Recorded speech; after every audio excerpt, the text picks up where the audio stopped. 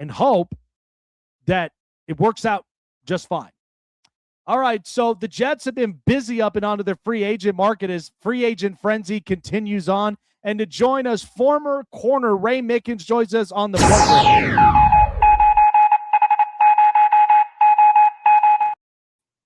When you think of free agent frenzy, Ray, lots and lots of moves were just, this happens every time. I equate to this being like Black Friday every year. Everybody's storming the stores. Everybody's going and getting the hottest deals. But of course, there are the smart front office guys who handle well with their money, where they're putting it in the places and positions they know that they need to. So my biggest thing is Max Crosby to Baltimore. I think they got themselves a great edge rusher who's now paired with TJ Watt and Myles Garrett in the same division. However, the Raiders went out, got picks, they got more comp picks, and they go and they spend the money on different deals. So when you think about this, I think this felt a lot like a big trade-off on both sides, don't you think? Yeah, I mean, obviously, the offseason, to upgrade your roster is a complex formula. So it's just not simple as, spending the right money on the right guys. It's all about who's coming out in the draft, who are generational players that are coming out in the draft, I would say. Number one, that can affect the game right away. And then, you got savvy veterans that you don't necessarily have to pick up right now. You can wait because you got OTAs, you got the draft mini camps, you got that's time for young players, unproven players. Coaches can work with them. The older players, they know what they can do. They just need to be healthy if we need you in training camp. If these guys don't work out over the course of the last 6 months. So this is an ongoing process and for every team, every organization. And you won't really know what you have until I would say maybe 2 weeks into training camp, or I'm sorry, two preseason games in. Yeah, and it gets you a chance to see what they plug into to a scheme fit and how that shows out up and onto the field. So I think of it this way is so after the Raiders getting rid of Max Crosby, and it felt a lot like Baltimore was putting their chips in because Lamar Jackson's winning you 75 to 80% of your games. You got now him paired up. I feel like this is equivalent to Green Bay because they had Quay Walker and Micah Parsons, and then also with Rashawn Gary. So now you have Roquan Smith. You've got Max there on both those edges, and then with Justin Metabike if he comes up healthy, and then with the stars of Marlon Humphrey and Kyle Hamilton. Whereas for the Raiders, though, they got more of their capital back, and there's the question about the number one overall pick. Do they really go with quarterback, or do they maybe shock some people with that pick? Because you got to think, they go and sign Tyler Linderbaum, completely crush the center market at 27 mil now a year, and then they go and get quality linebackers, Kwity Paye, Quay Walker, and then they go and get a couple of other pieces. I think the Raiders, and this happens to a lot of teams, because I made this point, teams that usually end up last in their divisions, depending on their the front offices and their coaches. If you get the best ones, you're not going to sit there in the bottom for very long. And I feel like the Raiders are making a serious point that Clint Kubiak, I got a Super Bowl. I've also got John Spidek, a very young, smart GM. They're going to be cooking up, and I think we're going to see that by the win totals this year. Yeah, no question about it. I think anytime you need a quarterback, I would say, and this is just me personally, I wouldn't reach for one in the draft. I would say you get a transformational guy, you get a generational guy, but if that person is not there, I'm going to get another generational player in a different position. The Brock Bowers of the world or the Saquon Barkleys of the world, you spend that pick on them. This year I think the kid out of Indiana is a difference maker. I really Yeah. do. I think if I'm a general manager, and me personally, I'm a defensive guy, so I care about defense first. I think defense wins championships. However, I do think that this kid can be he's a natural leader. I could just tell just by listening to him and watching him play. He's a natural leader. Yep. He's done a lot without the 5 stars. So anytime you get a quarterback and you got all these 5 stars around him, like most Alabama quarterbacks, right? It's hard to evaluate him, but it's kind of easy to evaluate this guy. He's pretty good. So it'd be tough for me to pass up on him if I have the number 1 pick. But any other year, I would have traded down and got the best players. Speaking of defenses, because a former team you played for in the New York Jets, and you actually played alongside with them, Aaron Glenn, looks like his side of the ball up on defense is starting to get piled up. They get Minka Fitzpatrick. They get a couple of other players. Now, granted, they let the Williams brothers go, Quincy and Quinnen, but I feel like with the Jets, and this is kind of just the thing, is your blueprint will always show on what side of the field that you're on, offensive or defensive minded. So with Aaron Glenn, he wants to go up and on defense. He wants to get the pass rushers because Josh Allen is a generational talent and sitting in that division for twice a year. You got Miami now with Malik Willis, and they're starting to kind of change some things up with Jeff Hafley. And then the Patriots have just been to a Super Bowl. So the Jets right now are trying to instill immense amount of pressure against these teams in their division, but they're also trying to compete up with other teams in the AFC who have their star quarterbacks or have yet to get their star quarterbacks. But they want to be able to turn the table and change that. And now the only question is with their quarterback spot, because Garrett Wilson, you got to feed him up the ball. I like the fact they have Mason Taylor as the tight end and Breece Hall, who they franchise tag. What do you kind of see in this outlook, and knowing from your former teammate what the plan he may have in place of what we may see with the Jets this new year? Well, first of all, man, love Aaron Glenn to death. He's like a brother to me. We played at Texas A&M together for a few years there, and then the NFL we played together for years there. And so one thing that I know about him, he's going to focus on defense this year. I think he's got to bring it on defense this year. Yep. Period. There's no question about it. And we all know, and I can say we all know, but a lot of people know that pass rush is important to any secondary. You saw what happened in Dallas last year, right? So yep.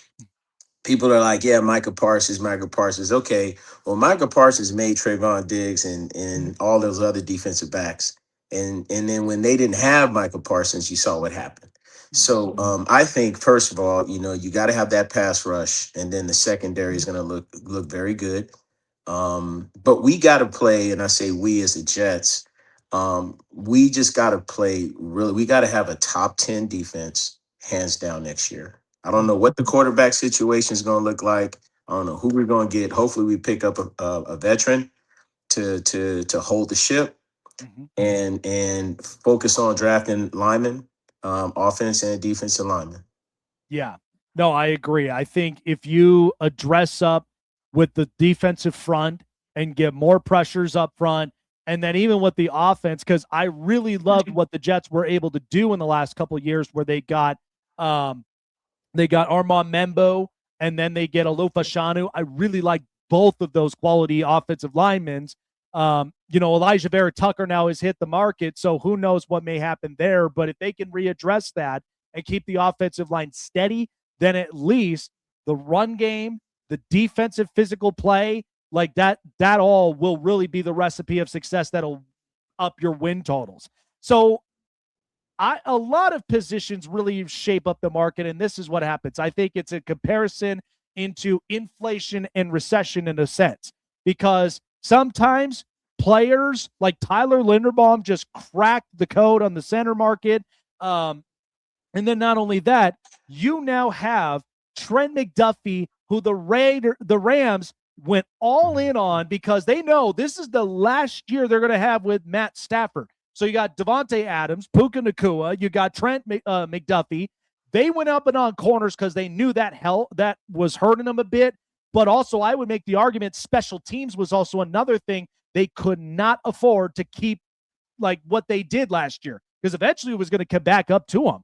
So with that, Do we feel as though the Rams, and they did it smart with them in Kansas City, but is this now where the Rams are really putting their chips in? Because I'd hate to see some teams that when they do this and then all of a sudden they fall short, that becomes a very costly price to pay. Yeah, I mean, yeah, they're putting all the chips in, and I love it. I mean, you got to respect them for doing that. And you know what? Injuries are part of the game. We don't know how that's going to unfold. I mean, but the fact is that they want to win, and they want to win now. And there's certain organizations that feel that way, and I respect that from those organizations that go all in and that try to get it done. So the Rams think they got a chance this year. I love to see it. I can't wait to see what they look like. Really, to be honest with you. Yeah. No, I think the Rams continuing to be competitive, and I think with Matt Stafford, because eventually they're going to have to figure out that quarterback spot for the future. And Yeah, so, that's true. That's true. But I mean, but you can't. I mean, in the NFL, and I know we talk about future, but you really can't. It's a win now league. Yeah. You gotta stack your chips to win this year. If you're thinking about the future may never come. I'm just gonna tell you, the NFL, there's a 3-year cycle on a roster, a 3-year cycle. So if you're talking about future, I don't know how far in the future you're talking about, but yeah, it's a win now league. You have these teams like, say, the Indianapolis Colts last year. Take, for instance, Indy. Yep. I mean, out of nowhere, they have the chemistry out of this world. Daniel Jones looks like I don't know who, and you have this chemistry that no one really saw the previous year. So it's just like, all right, okay. So it can be done anywhere. 100%. It can happen anywhere.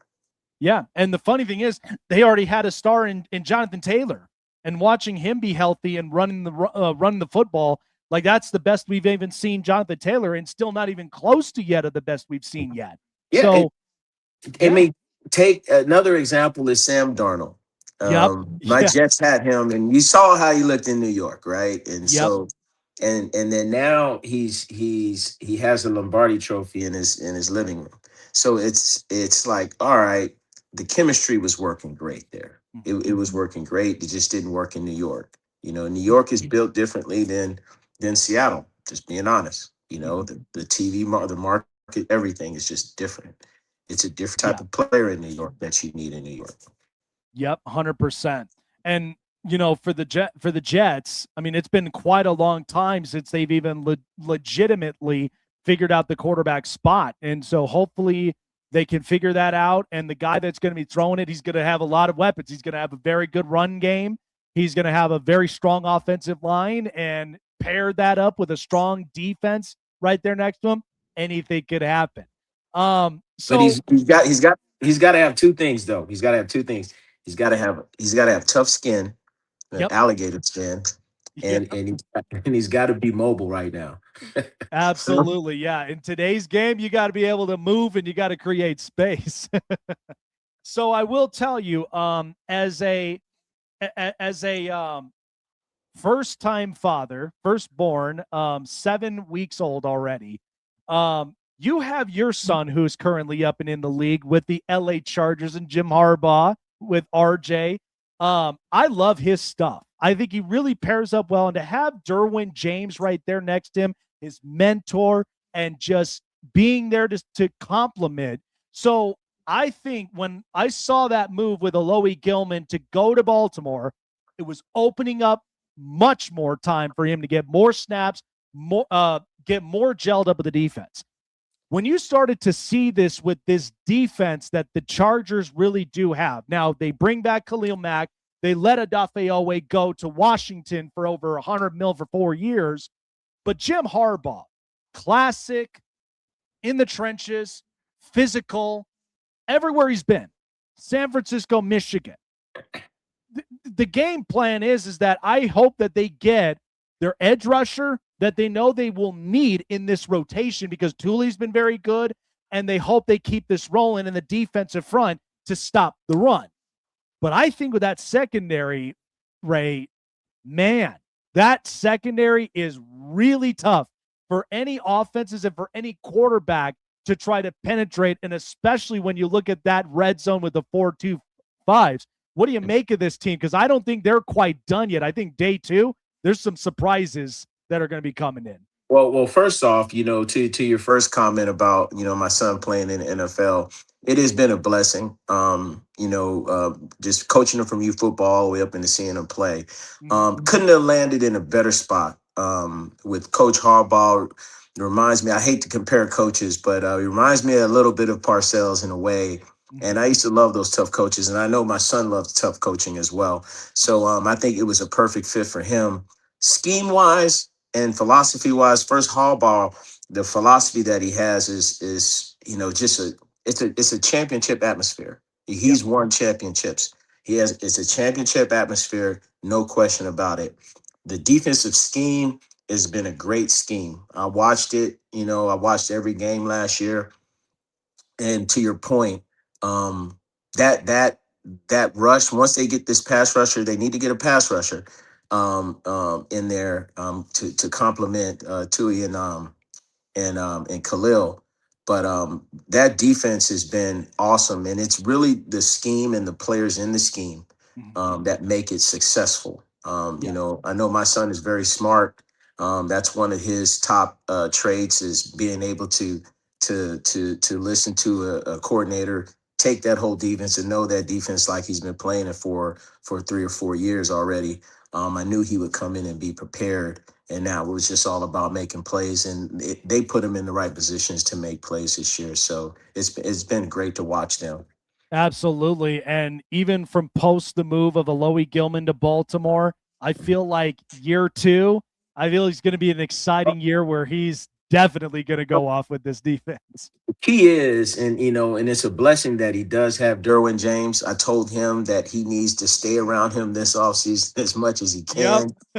Make sure you bug him to death, man. Work out with him, try to be with him everywhere, and that'll rub off on him because Derwin James is a class act guy. He's a Pro Bowl player, future Hall of Famer if he keeps up doing what he's doing.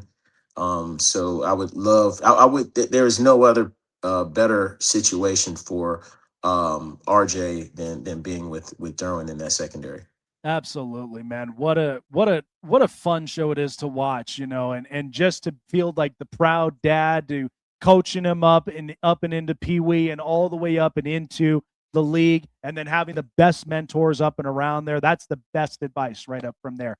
Keep up with the guys who's done it and the guys that know, like, hey, I'll show you exactly all the techniques, man. It'd be awesome. So appreciate you for coming on by here, Ray. Take care of yourself. What a day in day 1. And we ain't even finished with this yet. We'll see what day 2 we got coming up tomorrow. Take care of yourself, my friend. All right, see you, bro. Thanks. Absolutely.